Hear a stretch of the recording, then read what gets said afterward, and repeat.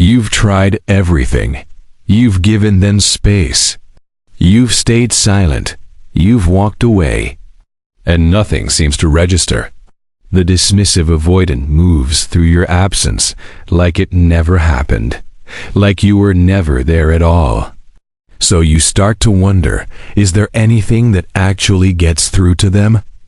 Is there any behavior, any response, any strategy that breaks through that impenetrable wall they've built? The answer is yes. But it's not what you think. And it's not silence. What actually disrupts a dismissive avoidance nervous system? What creates the kind of dissonance they can't rationalize away?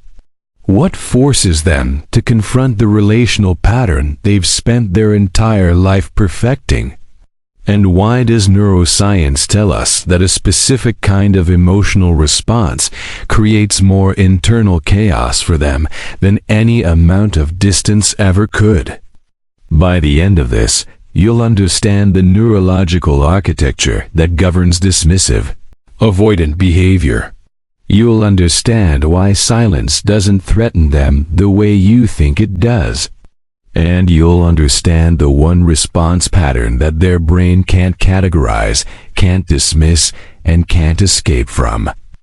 Not because it's manipulative, but because it exposes the core wound their entire attachment system was built to protect.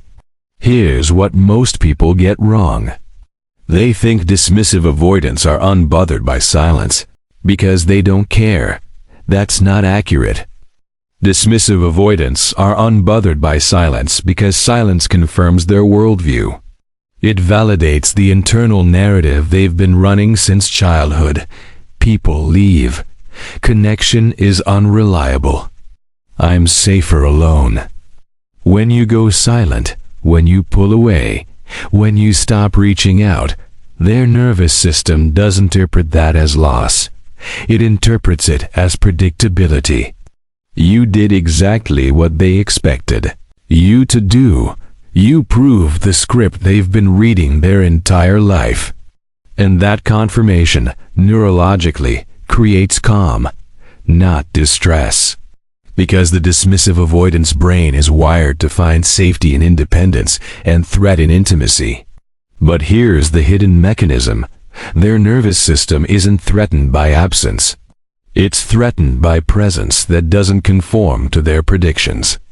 It's threatened by consistency that doesn't waver. It's threatened by emotional stability that refuses to collapse under the weight of their detachment, because that kind of presence doesn't fit the model. It doesn't match the pattern. And when the brain encounters information that contradicts its core predictions, it doesn't ignore it. It gets destabilized by it. Neuroscience tells us that the dismissive avoidant brain has an overactive prefrontal cortex and a suppressed limbic system. In simple terms, their thinking brain is overdeveloped and their emotional brain is underdeveloped. They've learned to regulate emotion through logic, through distance, through cognitive reframing. They don't feel less than other people. They've just learned to disconnect from feeling as a survival strategy. But that disconnection has a cost. Because the limbic system, the part of the brain responsible for emotional bonding and attachment, doesn't just shut off. It gets suppressed. And suppression isn't elimination. It's compression. And eventually, that compression creates pressure. And pressure, when it builds long enough, demands release. Phase 1. The indifference confirmation. When you first go silent, the dismissive avoidant feels relief. Finally, they think. Space. Proof that this wasn't as serious as it felt. Proof that they were right to protect themselves. Your absence becomes evidence that their detachment was justified. Externally, they seem unaffected. They go about their life. They don't reach out. They don't check in. They might even seem lighter, more engaged in other areas. And from the outside, it looks like they've moved on without a second thought. But internally, their nervous system is doing exactly what it's been trained to do. It's categorizing your absence as expected. It's filing the experience under relationship's end, just like I knew they would. And that categorization creates neurological ease, because the dismissive avoidant brain is most comfortable when reality aligns with its predictions, when people behave the way they expect them to, when connection proves itself unreliable. Your silence doesn't create cognitive dissonance. It creates cognitive confirmation. Phase 2. The unexpected consistency. But now imagine a different response. Instead of going silent, instead of pulling away, you stay present. Not in a needy way. Not in a way that chases or clings, but in a way that's steady, calm, unshaken by their distance. You don't react to their withdrawal with your own withdrawal. You don't mirror their coldness with coldness. You don't punish their avoidance with silence. You remain emotionally available without being emotionally dependent. You show up without demanding they show up. You remain open without requiring they meet you there. And this is where their nervous system starts to fracture, because this response doesn't fit the script. It doesn't match the pattern. It contradicts the core prediction their entire attachment system was built on, that emotional availability always comes with conditions. That care always comes with demands. That presence always comes with pressure. But you're not doing any of that. You're just existing, steady, consistent, unbothered by their need for space because you're not threatened by it. And that steadiness, neurologically, creates something the dismissive avoidant brain can't easily process: dissonance. Their prefrontal cortex tries to rationalize, maybe you're playing games, maybe you don't actually care, maybe you're just trying to manipulate them into feeling guilty. But the limbic system, the part that registers emotional safety, starts sending different signals. This person isn't leaving. This person isn't collapsing. This person isn't proving the model. And that contradiction creates internal instability, not immediately, but gradually. Because the brain hates unresolved contradictions, it craves coherence. And when behavior doesn't align with prediction, the nervous system either updates the model or increases the discomfort until the dissonance resolves. Phase 3. The limbic override. As the dissonance builds, something shifts. The dismissive avoidant starts feeling things they've trained themselves not to feel: guilt, shame, confusion. The creeping awareness that they might have misjudged you, that you might not be like everyone else, that your consistency isn't weakness, it's strength. Externally, this might show up as intermittent breadcrumbing, a random text, a vague check-in, a moment where they almost reach out fully but pull back at the last second. They're testing, not to manipulate, but to see if you're still there, to see if the steadiness was real or if it was just a temporary performance. But internally, their limbic system is starting to override the prefrontal cortex. The emotional brain, the part they've suppressed for years, is starting to send signals that can't be rationalized away. Signals that say, this person is safe. This person is stable. This person isn't going to abandon me the moment I let my guard down. And that realization is terrifying. Because if you're safe, if you're stable, then the entire framework they built to protect themselves becomes obsolete. If connection doesn't always lead to pain, if people can be reliable, if emotional availability doesn't equal emotional suffocation, then what was the point of all the distance? What was the point of all the walls? Phase 4. the delayed collapse. This is the phase where the dismissive avoidant starts to unravel, not externally, not in a way anyone else would notice, but internally. Because your consistency has done what their avoidance couldn't. It's forced them to confront the part of themselves they've been running from, the part that wants connection, the part that craves intimacy, the part that's terrified of being vulnerable but exhausted from pretending they don't need anyone. Your presence, your steadiness, your refusal to collapse under the weight of their detachment has created a mirror they can't look away from. And in that mirror, they see the truth. The distance they maintained wasn't protecting them. It was isolating them. The walls they built weren't keeping pain out. They were keeping connection out.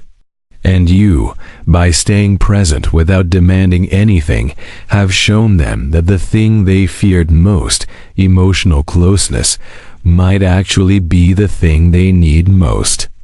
Externally, this might look like withdrawal. They might pull back even further. They might ghost completely. They might create conflict to justify the distance. But internally, they're collapsing. Not because you hurt them, but because you didn't. And that lack of pain, that lack of confirmation, has destabilized the entire system. Here's what most people do when dealing with a dismissive avoidant. They mirror the detachment. They go silent. They create distance. They hope that absence will create longing, and sometimes it does, but not in the way they think. Because the dismissive avoidant doesn't long for people who leave. They expect people who leave. Expecting isn't longing. It's validation. But what actually creates power? What actually creates the kind of internal disruption that forces growth? Is this: you stay present without being affected by their absence. You remain steady without needing them to be steady back. You offer emotional availability without demanding they meet you there. And that consistency, that unshakable presence, doesn't just challenge their view of you. It challenges their view of relationships entirely. It creates the kind of cognitive dissonance their brain can't ignore. Because you're not following the script, you're not confirming the pattern. You're showing them, through your behavior, that connection doesn't have to be conditional. That presence doesn't have to be pressure. That love doesn't have to be loss. Principle 1. Regulate your own nervous system first. You can't offer steady presence if you're internally destabilized by their distance. This means you do the work to detach your sense of worth from their behavior. You ground yourself in your own emotional center so that their withdrawal doesn't trigger your own attachment wounds, because steadiness isn't a strategy, it's a state. And you can't fake a state. Principle 2. Presence without pursuit. This is the distinction most people miss. Presence means you're emotionally available if they reach out. It doesn't mean you're chasing them down. It doesn't mean you're initiating constantly. It doesn't mean you're trying to force connection. You're simply there, consistent, unshaken, not waiting for them, just existing in your own stability. Principle 3. Neutralize their predictions. The dismissive avoidant expects you to either cling or leave. When you do neither, when you stay grounded without demanding anything, you disrupt the binary they've lived in their entire life. This isn't about playing games. It's about refusing to participate in the push-pull dynamic they're used to. You're not pushing. You're not pulling. You're just present. Principle 4. Don't explain your steadiness. If they ask why you're not reacting, why you're not angry, why you're not pulling away, don't turn it into a teaching moment. Don't explain your growth or your strategy. Just be it. Because the moment you explain, you turn your presence into a tactic, and tactics can be dismissed. But genuine, unexplained consistency is harder to rationalize away. Principle 5. Accept that their dissonance isn't your responsibility to resolve. You're not staying present to fix them. You're staying present because that's who you are. Whether they update their model or not, whether they confront their pattern or not, whether they grow or stay stuck, that's their journey. Your steadiness is about your integrity, not their outcome. This isn't about them anymore. It's about who you become in the process. It's about understanding that you don't need someone to collapse for you to feel powerful. You don't need someone to chase you for you to feel valued. You don't need someone to realize your worth for you to embody it. You don't react to their distance. You root into your presence. You don't mirror their detachment. You model your stability. You don't need their nervous system to shift. You strengthen your own. You don't manipulate through silence. You disrupt through steadiness. You don't punish through absence. You challenge through availability. You don't prove your worth. You live it. And the person who can do that isn't trying to hurt the dismissive avoidant. They're offering them something far more disruptive. The opportunity to be wrong. Wrong about connection. Wrong about intimacy. Wrong about the belief that everyone leaves. And that wrongness, that cognitive dissonance, that neurological instability is what creates the conditions for change. Not because you forced it, but because you refuse to confirm their pattern. So here's the final question. What if the most powerful thing you could do isn't walking away? What if it's staying grounded in who you are while they figure out who they want to become? Because silence doesn't hurt them. It confirms them. But your steady, unbothered, unshakable presence, that destabilizes them. And destabilization, when it comes from safety instead of threat, is the only thing that rewires the brain. You're not the one who needs to prove anything. You're the one who's already whole. And that wholeness is the most disruptive force a dismissive avoidant will ever encounter.